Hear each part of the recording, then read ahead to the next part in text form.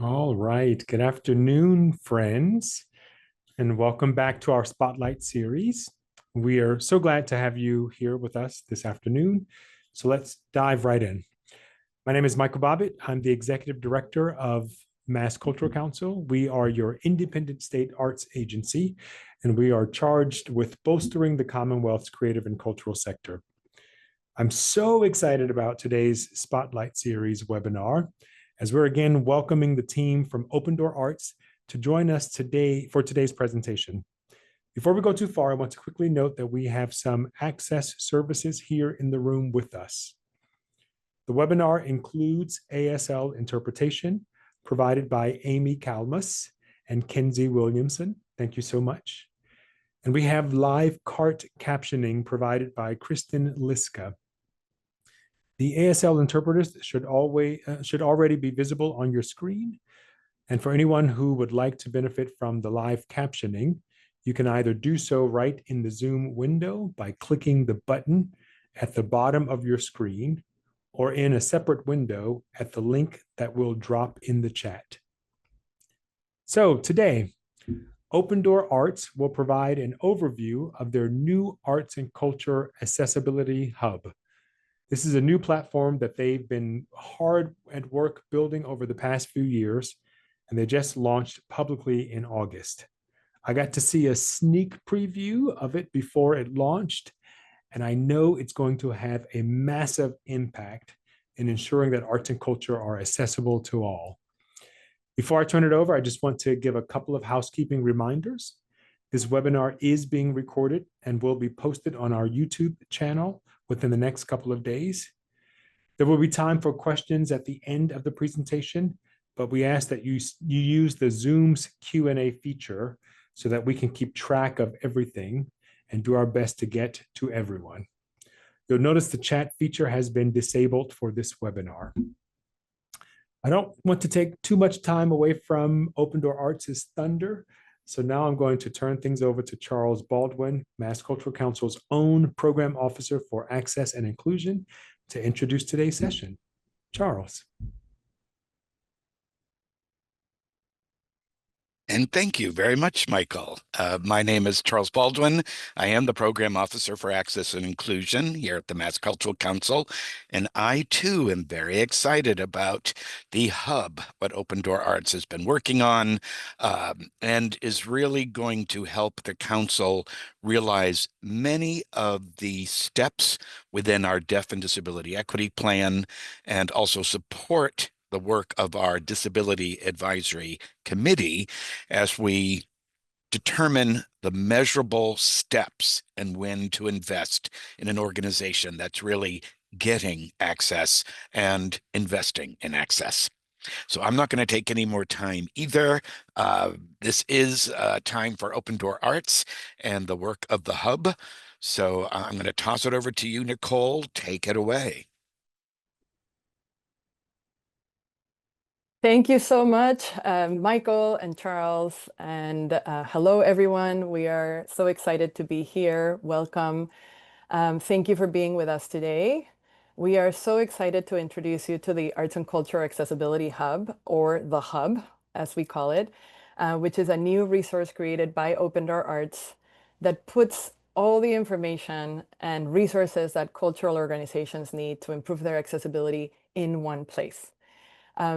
Again, we want to start by sharing some gratitude with the Mass Cultural Council for hosting this session and for all of their support. You're going to hear a little bit more about that in a minute. I'm going to share my screen now to share a presentation with you all. All right, great. So with that, I'm going to go over an agenda for the session. We're going to start with some introductions about ourselves and also about our organization. We're going to then tell you a little bit more about why we created the hub, all of the research that led to the creation of this tool and this space. Then we're going to meet the hub. We're going to show you the hub and tell you a little bit more about what you might find in there. Then you're going to get to see it yourself through a tour that we're going to give you with a little bit of a twist. You'll see more in a minute. And then we're going to have some time, as Michael said, for Q&A at the end. So with that, let's start with who we are. So if we're new to you, Open Door Arts, we are an affiliate of Seven Hills Foundation, and we are a Massachusetts-based arts and culture organization that works uniquely at the intersection of disability, arts, and education. And our mission is to promote access, representation, and participation of people with disabilities in our arts and cultural community. Our logo is on the left side of the page, and it reads Open Door Arts, an affiliate of Seven Hills Foundation.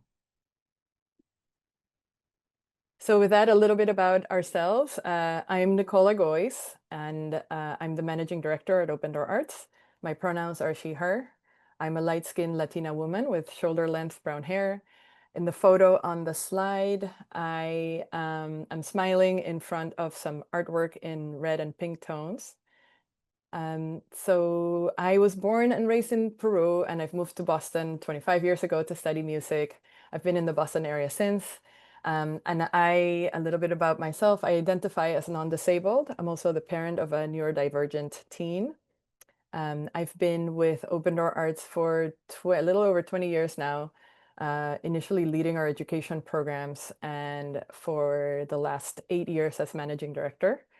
My work really lives at that intersection of art and disability, and I'm especially focused on building systems and structures to support the cultural sector to become more accessible. And with that, I'll pass it to Danny.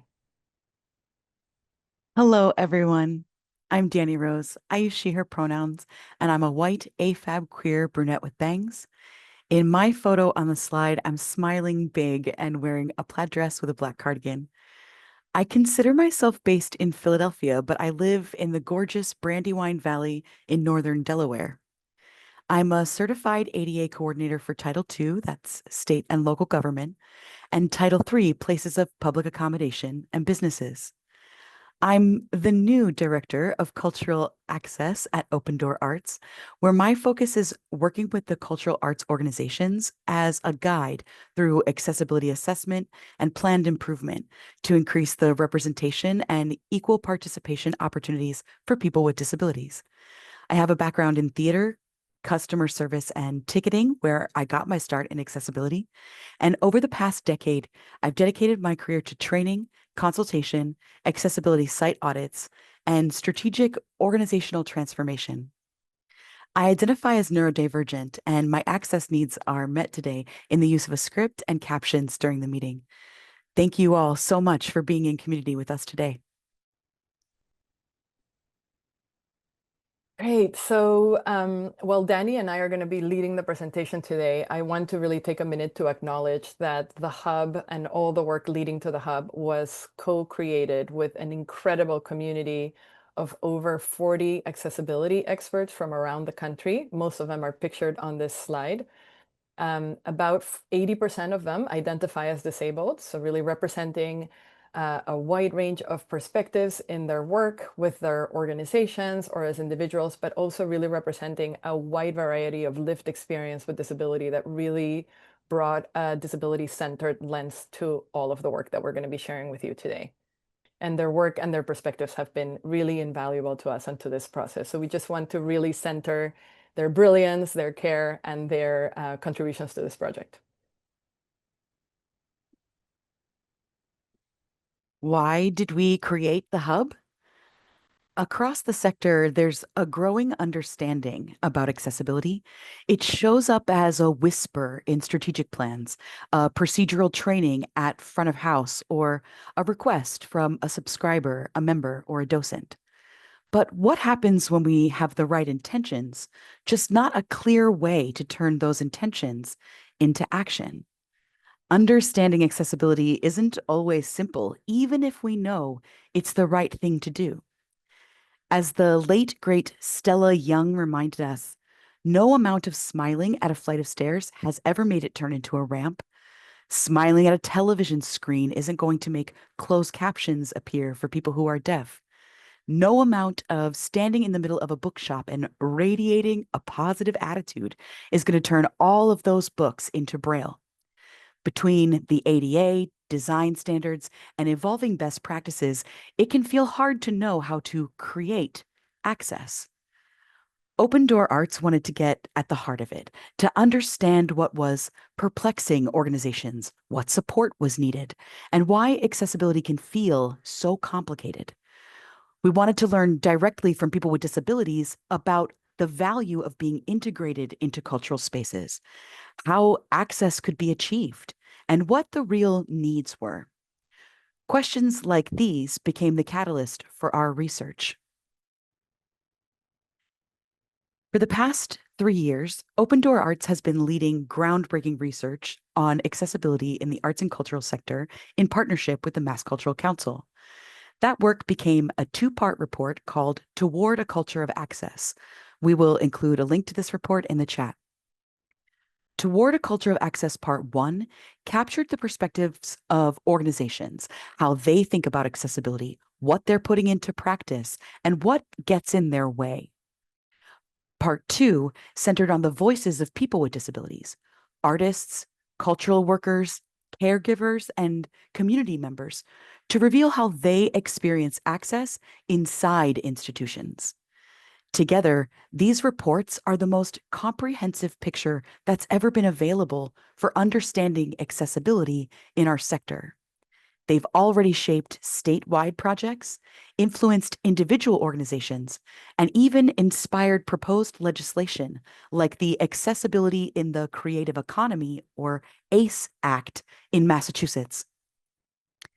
The findings revealed that organizations can vary widely in how they approach accessibility, which creates fatigue, distrust, and sometimes even harm for people with disabilities, directly leading to exclusion.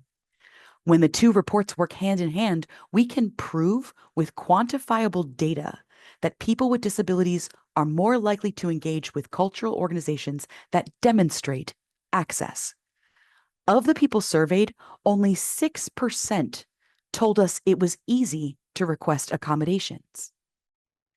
And 72% said that they'd visit more often if access were better. So what does that tell us? It tells us that organizations want to be more accessible. They know they should be accountable, but the work often feels overwhelming. And the existing tools that were out there, they weren't getting the job done. Expensive conferences, costly webinars, resources locked behind paywalls, evaluation tools focused narrowly on physical access rather than the entire organization, tools that didn't include disabled perspectives or didn't include the most current legal requirement or were too focused on legal and not at all on welcoming our community into our cultural space. And because of that, they felt insufficient. From this research, we learned what was truly needed was something new, a simple process and a free resource to help organizations understand where they are today and chart a path forward. That's why we created the Arts and Cultural Accessibility Hub, or the Hub for short. The Hub is a free online platform that brings a wealth of accessibility resources together in one place.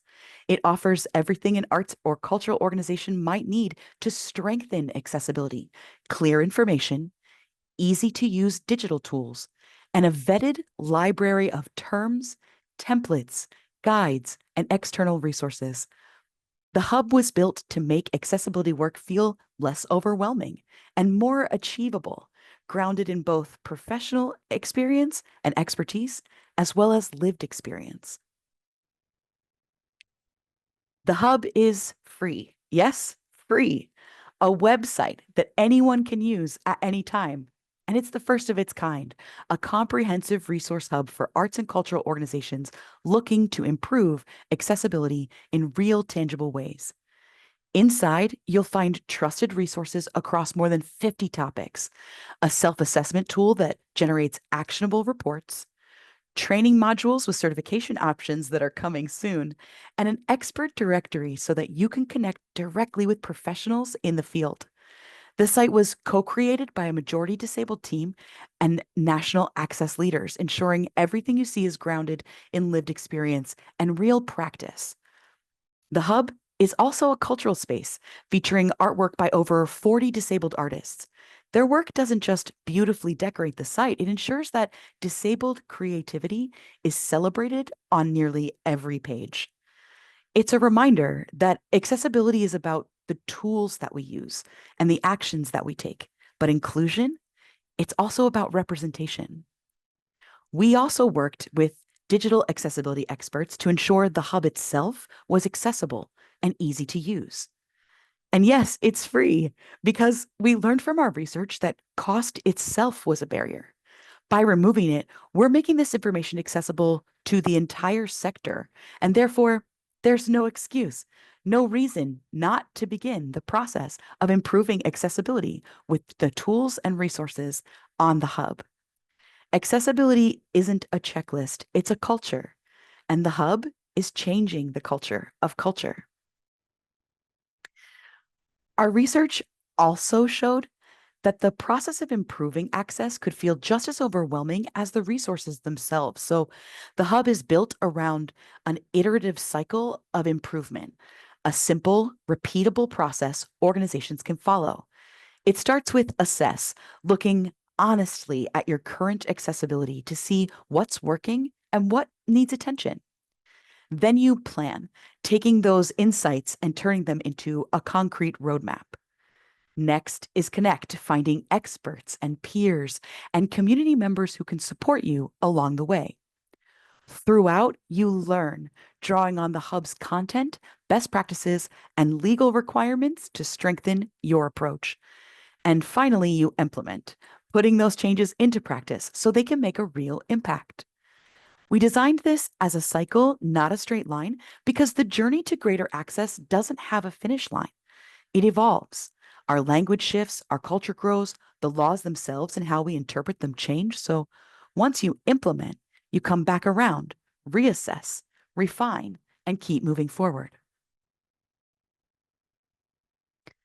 The hub is designed so you're never left wondering, okay, but how do we actually do this? The hub was designed so that learning is doing. Every topic page links directly to implementation steps, templates, and examples that you can use right away. Engagement with the hub positions organizations to improve their policies, practices, procedures, programs, services, and communications, to understand and fulfill legal responsibilities and go beyond compliance, to better and more effectively connect with the disability community, for organizations to gain support and connection to networks and community members, and coming soon, becoming a part of a certified workforce of national access professionals. So now that you've seen what the hub is and what it offers, let's take a tour and experience how it actually works in practice. Because most people don't arrive at the hub just to browse. They come with questions, challenges, or ideas they're trying to move forward. They come looking for answers. So instead of giving you a traditional tour, we chose to tell you a tale of three users. These are fictional characters working in fictional cultural organizations, but they're based on very real people. People we've met through this process, who've come to the hub for a variety of reasons, looking for different things, bringing different perspectives from various roles they occupy in different types of organizations at all different stages of their own access journey. Nicole and I will share their stories and then we'll show you features of the hub, telling you about what they explored and discovered and how those experiences shaped their organizations and networks. And you're invited to follow along on artsaccesshub.org yourself. And we'll take you into the hub and show you where each of those stories begin.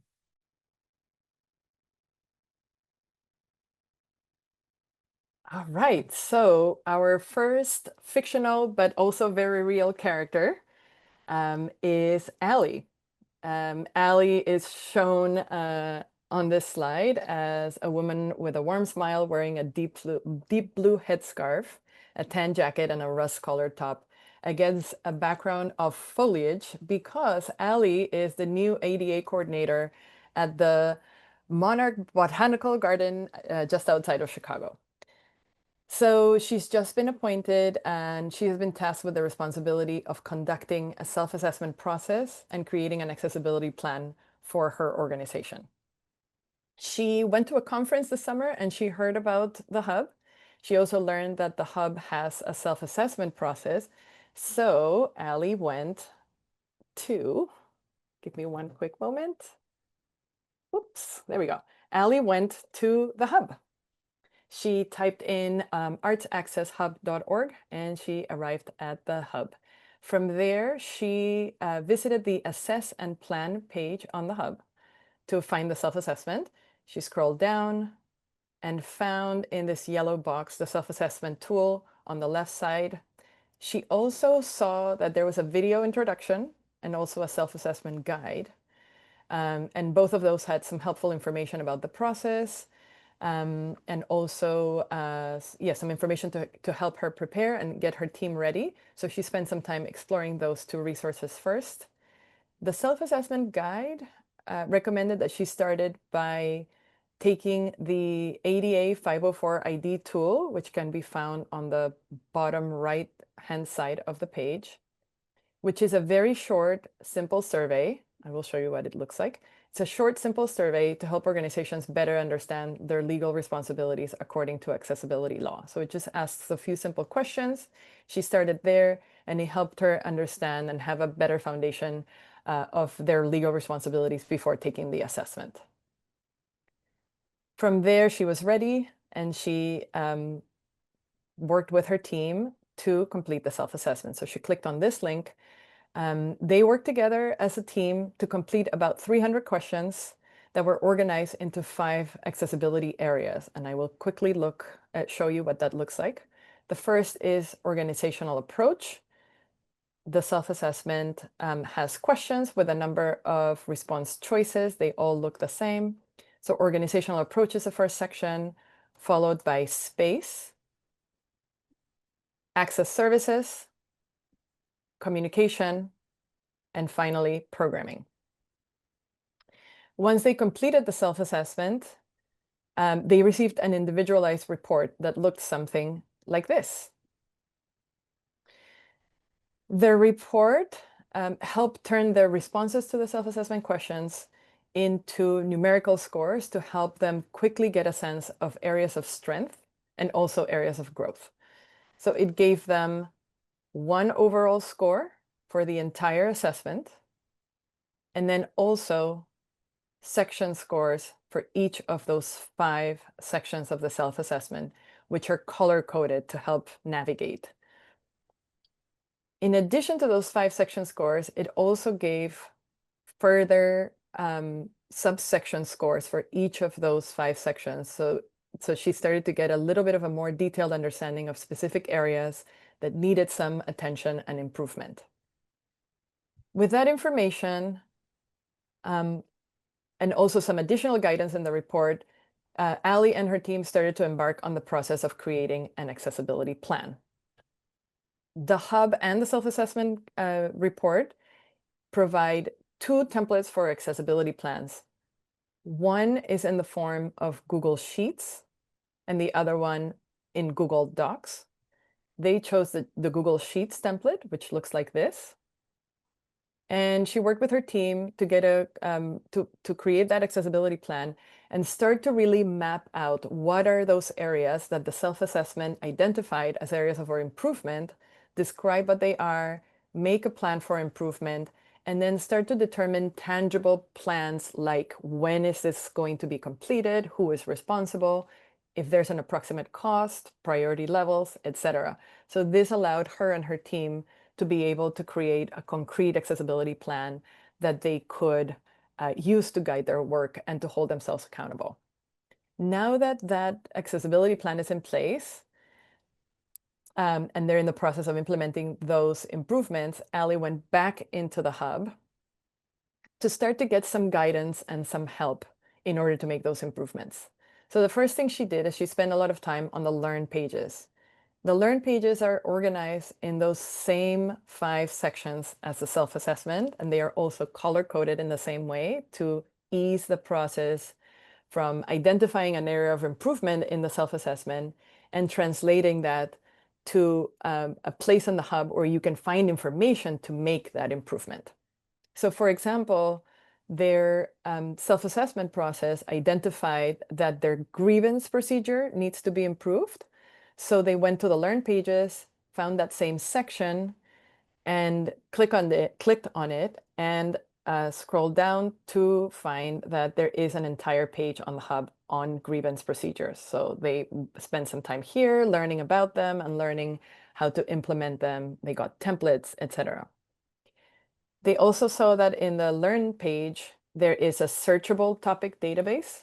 So when there were topics that they were looking that they weren't sure where to find, they could just enter them into the search bar. For example, service animal accommodations was something they were looking at. And this was another way for them to be able to find that information. In the process of all of the learning, they also realized that they were going to need some support from experts along the way. They were looking for folks that could support training their team and providing some consulting services. So she visited the Find an Expert page on the hub, where they found that Open Door Arts provides some consulting services, and then also found a really robust expert directory of individuals and organizations from around the country that they could connect with throughout their process for support. They looked at the profile of the lovely Cheryl Cummings, and they learned a little bit more about what services she offered, the fact that she identifies as a person with disabilities, learned about the types of expertise, the types of services that she can provide, and then also the topics that Cheryl is an expert in, so that they had her contact information as well, so that they were able to connect with experts to support their process along the way. So that's a little bit about Allie's journey, which I'm sure many of you can identify with. And now I'm going to pass it back to Danny, who is going to tell us about another hub user. Thank you. Please allow me to introduce you to Mia, pictured on the slide with red hair, glasses, and a russet-colored top working on her laptop. She's from Cedar Rapids, Iowa, and serves as the communications manager for an agricultural arts and history museum there. Recently, Mia's organization received a complaint about the inaccessibility of their social media, and it caught her off guard. She's always prided herself on being thoughtful and creative, but the comment really stuck with her. She wants to understand what went wrong and how to fix it. A colleague mentions that there's a free resource called The Hub, and that could help her unpack the issue and learn more about accessibility in communication. So Mia heads to The Hub. And from the homepage, she navigates to the Learn section and chooses communication. She scrolls down a bit to the accessible social media page and clicks on the page. Right away, she notices a striking piece of artwork by Sean Sanders, and that there are many contributors to the page contents. It reminds her that this isn't just a resource. It's a space that centers disabled artists and disabled perspectives. Scrolling down, she starts with the general overview, which explains why accessible social media matters and how it impacts the user experience. She learns that accessibility in communication is integral, not optional. In the key terms section, she notices a few terms that are new to her, terms like screen reader. So she clicks on them to see the definitions. That's when Mia realizes that people might be accessing her museum social media with screen readers. She makes a note to investigate that further. She also sees the term alt text, and she's heard about that, but never really understood what it meant. She notices that there are other related hub topics like web accessibility where alt text also applies, and she makes a note to look at that later too. Then she scrolls down the accessible social media page a little further, the implementation section, and opens each box to read the information there and sees the easy to follow concrete best practices. She notices hashtags and learns about formatting accessible hashtags and why camel case is important. She notices emojis, and she quickly learns new tips about using emojis and how she might be overusing them. Improving accessibility by changing how she uses emojis and hashtags is something that she can start doing right away. And because she did receive a complaint, she's interested in the legal requirements section. She hasn't considered that there are actual obligations tied to digital communication. Under C also, she notices a lot of legal pieces that inform accessibility. And for Mia, it's eye-opening how the law and the best practices relate to each other. Scrolling down, Mia is intrigued and wants to learn more. She scrolls through the resources in the Learn More section and finds links about accessible fonts, image description guidelines, and platform-specific tips. And these give her even more concrete tools. And she takes a few notes to come back to these resources as well. Finally, she sees the experts section, which connects her to people and organizations in the Hub's directory who specialize in accessible communication. She jots down a couple of names just in case she needs some outside support. Mia then goes back to the communications page, realizing it isn't just about social media. It's about making all of her organization's communications more accessible. She's now curious and interested and invested in gaining knowledge about digital and print materials, communicating information, and how to use inclusive language, as well as resources for web accessibility. Looking back at all the notes she jotted down, Mia realizes that she has the ability to make practical improvements, not through major budget shifts or big overhauls, but through small, intentional choices. Changing how she writes hashtags, rethinking the museum's branding font, these are updates she can make fairly easily and with little to no cost. With what she's learned just today on the Hub, she can address the original complaint and ensure the museum's social media meets accessibility standards moving forward. So she bookmarks this page and sends it to her colleagues so that they can learn too. She leaves the Hub with clear next steps and tools to strengthen her organization's communications moving forward. Nicole, will you introduce us to our third tale? I sure will. So finally, we have our friend Mehdi. Mehdi is pictured here with short gray hair and a trimmed beard. He smiles warmly and he wears glasses and a green shirt, standing against a bookshelf. So Mehdi works for the Mid-North Regional Arts Agency as a program officer.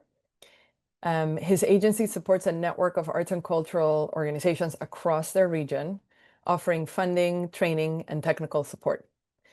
Last year, they had a listening session with our grantees, and they learned from them that the majority are interested in improving their accessibility, but they're unsure where to start, or they're unsure how to keep momentum. A few of their grantees also mentioned having taken the self-assessment and how helpful the process had been to their organizations. And they share that they would really benefit from additional training opportunities and also from opportunities to learn from their peers. So let's see what our friend Mehdi did. So Mehdi went to the Hub. First, he was intrigued by the self-assessment. He wanted to learn more about that process, so he spent some time on that page and on the Learn pages. But he also found the training and certification page. He clicked on that. First, he saw that there are some currently available trainings provided by Open Door Arts, including an Access Essentials training for cultural organizations, and also a Service First customer service and accessibility training, as well as customized training opportunities where we can work with your team to create training that is customized to your needs. But what really caught his attention was the learning communities.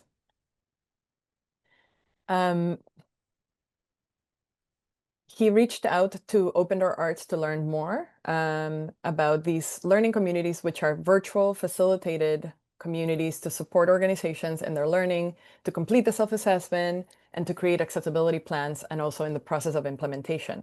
And that these are ideal for organizations that support other organizations like foundations or state arts agencies or regional arts agencies in the case of Mehdi. So he reached out to the Hub at opendoorartsma.org to learn more. In the meantime, he spent a lot of time with his own curiosity about improving their accessibility and spend some time taking the self-assessment and exploring the Learn pages. They ended up, the Mid-North Regional Arts Agency ended up working with Open Door Arts to provide a 9-month learning community to interested grantees to support them in completing their self-assessment, creating access plans, and creating accountability systems for implementation. And MEDI and Mid-North also participated in that cohort, in that learning community as one of the organizations, realizing that they also had a lot to learn along the way to improve their own practices so that they can better support their grantees. So with that, go back to Danny. Ali, Mia, and Mehdi are probably a lot like you, figuring things out as they go, balancing curiosity with responsibility. Their stories show us that the Hub has everything that you need, all in one place, and don't forget, it's free. No matter where you are in your accessibility journey, the Hub is your new access bestie. It can answer a quick question, shape a new policy, or open up entirely new ways of thinking. And it's built to grow with you, whether you're clarifying one detail or reimagining a whole system.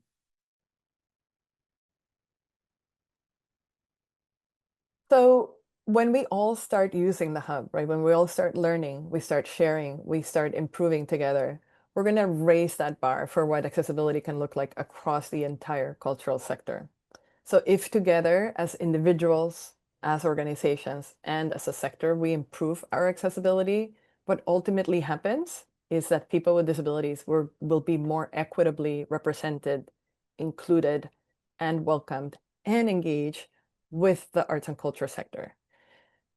So we hope that you are leaving today, that you were able to see how much power you have, regardless of your role, your level of influence at your organization. There is something you can do to increase accessibility and belonging. From the way you greet a patron, to the way you treat a colleague, to your practices, all the way to policy changes that you may be able to affect, physical renovations that you can influence and have happen at your space, and all the way to your organizational cultural change. There is something within your control. And when you change your practices change your organization, and your organization changes the field. So the Hub is here for you during that process. With that, we want to take a moment to acknowledge our funders and supporters for this project. Their support has helped not only build the Hub, but also make sure that the Hub is free for all users. First, just enormous gratitude to the Mass Cultural Council, who is our funding partner, who in addition to providing significant funding to build the Hub, has been a steady thought partner from the very beginning, from the process of getting all of this research together, and also a wonderful cheerleader of this work and a real model of what collective action can do. So we're incredibly grateful to the Mass Cultural Council. And we also want to share gratitude to Liberty Mutual Foundation, the Lindy Family Foundation, the Becker Foundation, and Boston Cultural Council for their support and their trust. So with that, we're going to have some time for questions, and we wanted to leave our contact information with you. It'll be also shared on the chat. So if you have any questions or you want to connect, our email address is thehub@opendoorartsma.org. Pretty easy to remember. The website is artsaccesshub.org. It's the same for our social media handles. And our organizational website, Open Door Arts, is opendoorartsma.org, and our handle is the same, Open Door Arts MA. So with that, I will, we can start the Q&A. So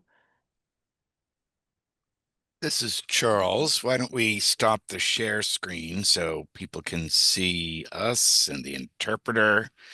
And we do have a question in the chat that I'm going to ask Open Door Arts.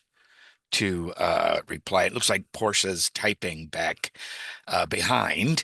But this is from Sandra, who has done the self-assessment and has a PDF of the report, asking, does the Google Sheet option have the results of the self-assessment, or is it used for them to fill in with the results? I'm happy to answer that. This is Nicole. So Sandra, the 2 templates that we provide are just templates that you can use, you can customize, you can change them as you need. And they are just that. They are templates for you to interpret the results of your self-assessment.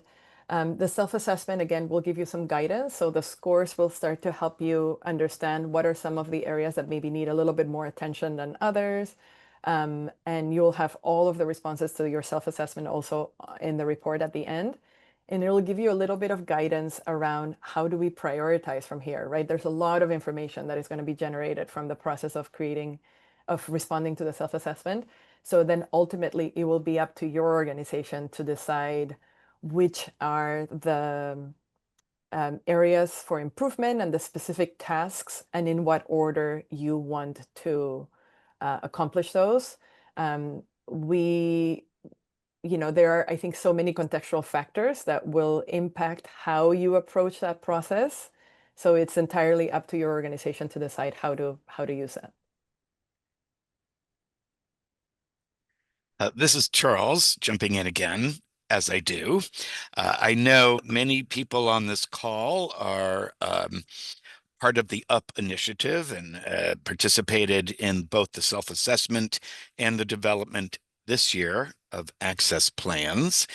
And in lieu of waiting for them to ask a question, I have a couple of questions that I've heard that I think people who are listening in will benefit from. One is the very notion of the grievance report being part of the requirements. Why is that?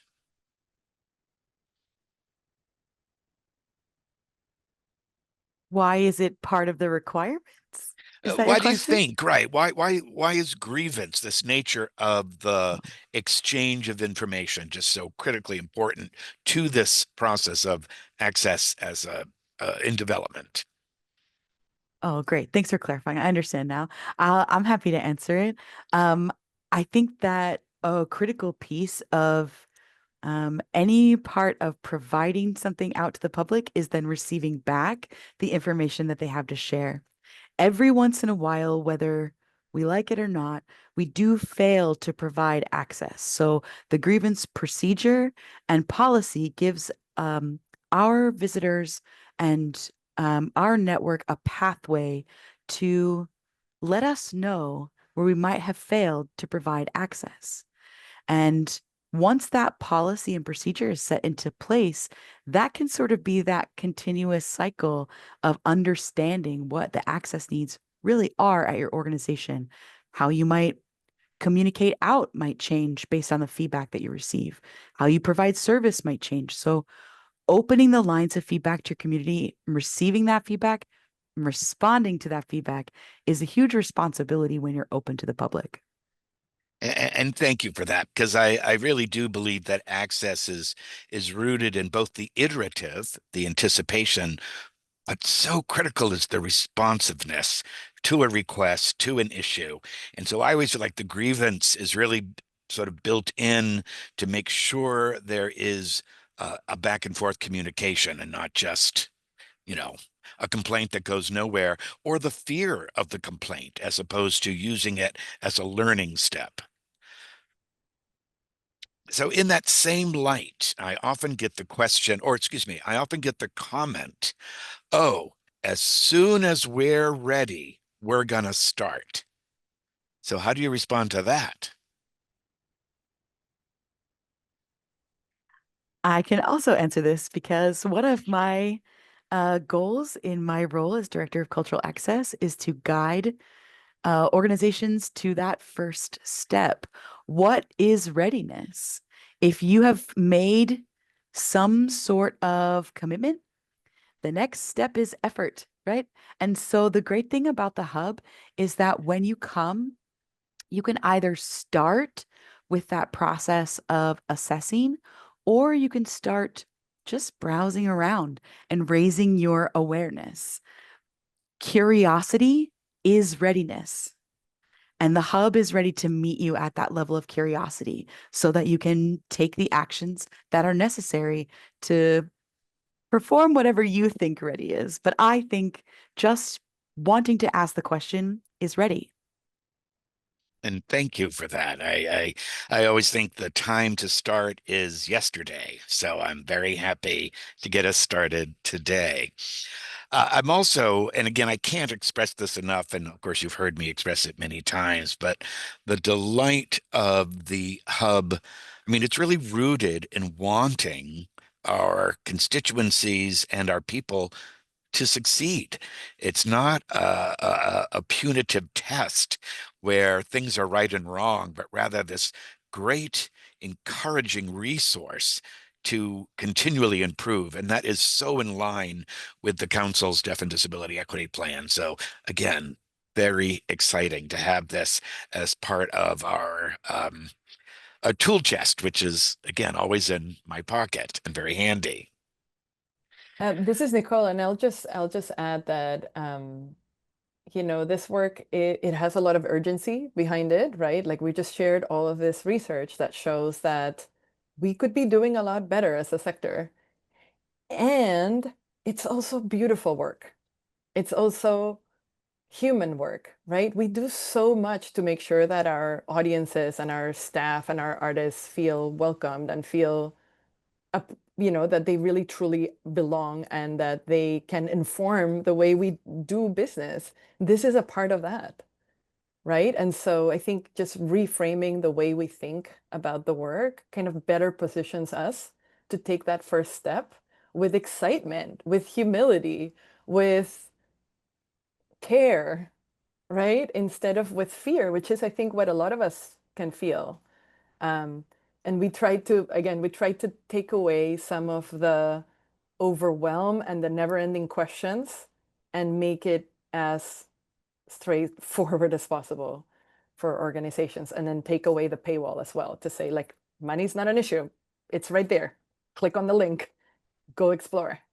And you know, as Danny was sharing the example of Mia, who went into the hub to find information about social media access, and then little by little started to say, wait a minute, this applies to my website, this applies to my digital materials. And then little by little, you start to get excited about other things and learn them and say, hey, let me bring this to leadership because maybe we should be taking the self-assessment as an organization. Little by little, these are ripples, right? That become waves, that become the ocean. But we start with a little bucket, with a little something. Like everyone, and that's what I was trying to end with. Everyone has power here. The way you greet someone at the door has power. That's a step. That's getting started, right? I think sometimes our work can sometimes get stuck in language. What I say and what I mean, and then what someone hears and what they think I mean. How is the hub addressing this issue of language? Well, conveniently, there's an entire page on language, but there's also information in the essentials section about disability history, disability culture. Knowing where our language comes from also impacts how we use our language. So there's pages on directly language, there's pages on what informs language. If we're talking about direct communication versus language as a culture, we kind of address language on every page because each page is sort of an example of how we want you to talk about the services that you provide, the way in which you interact with people with disabilities. We model with the language that we've chosen on the hub how you can speak about people with disabilities or speak about your services.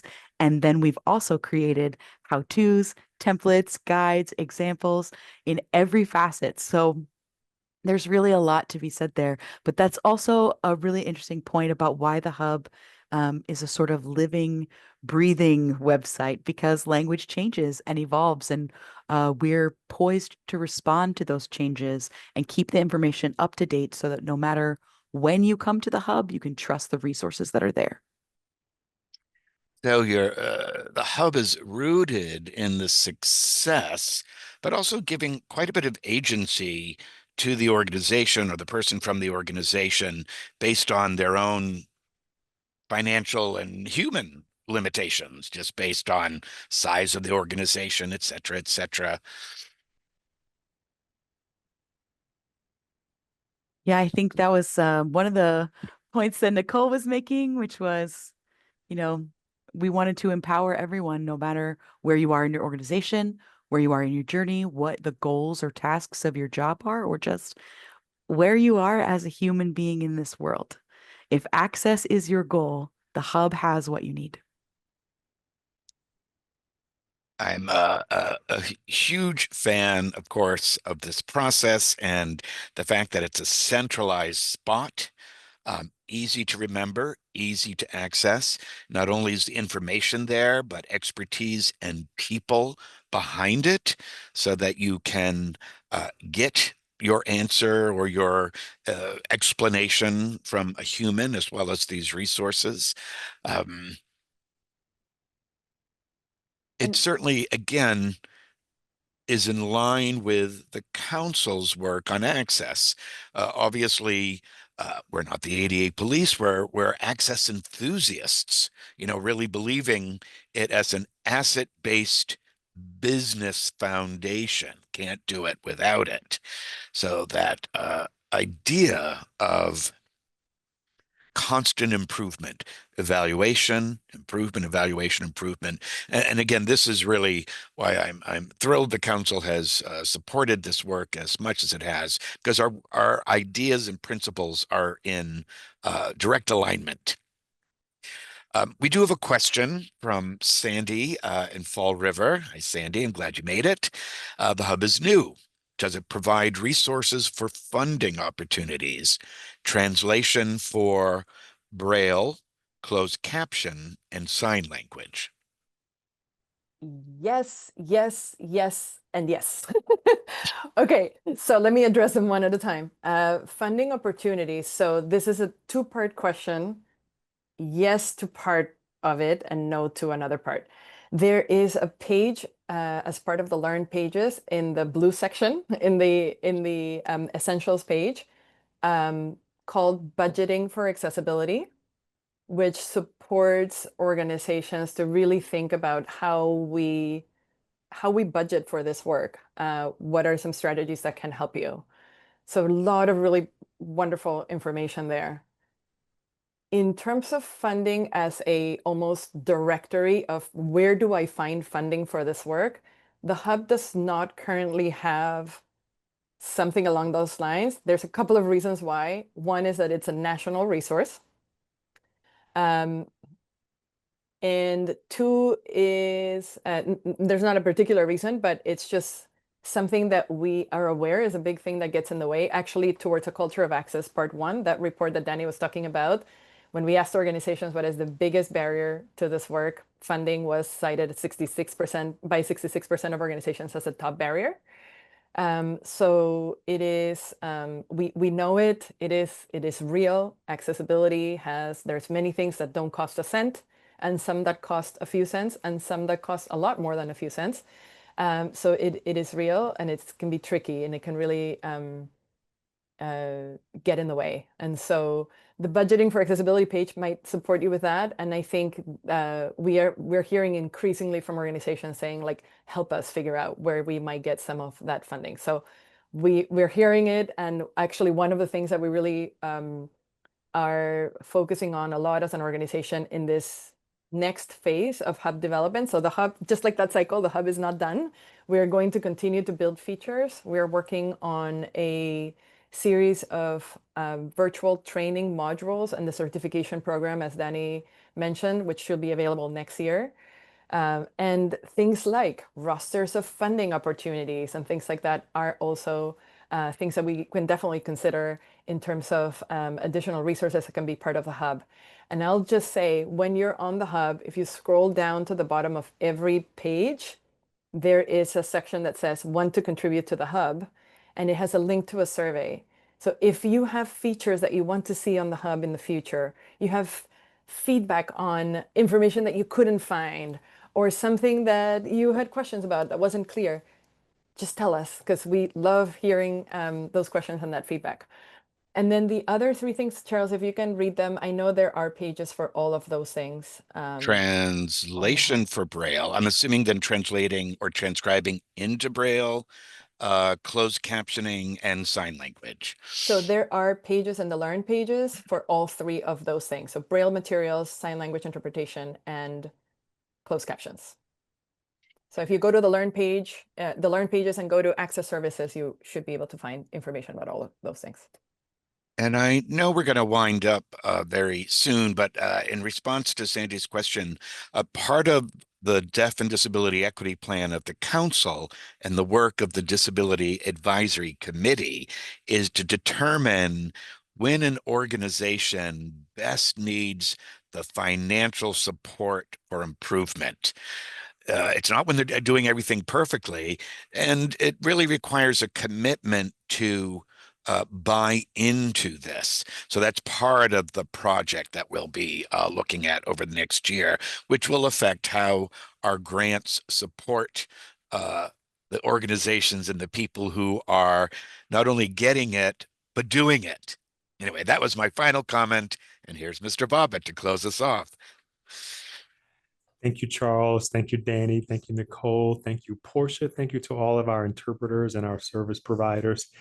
Really incredible work. I'm very excited about it. And stay tuned for the next step in our relationship, which will be a learning hub, and then maybe some reimagining of what UP designation means.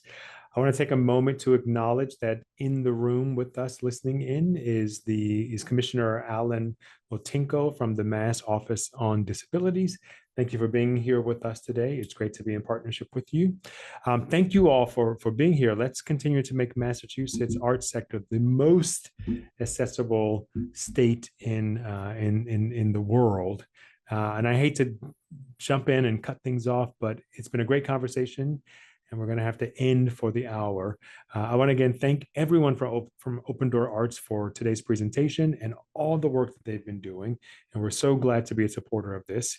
I also want to thank Charles Baldwin for moderating and being part of the presentation. We always appreciate when you can join us and share your experience. Charles, thank you so much. And as a reminder, this was recorded and will be posted on our YouTube channel in the coming days. I can't tell you how proud I am of this as Executive Director of Mass Cultural Council. This is where my heart is. So thank you so much for coming, and we hope we'll see you next time for our Spotlight series. Thanks, everyone.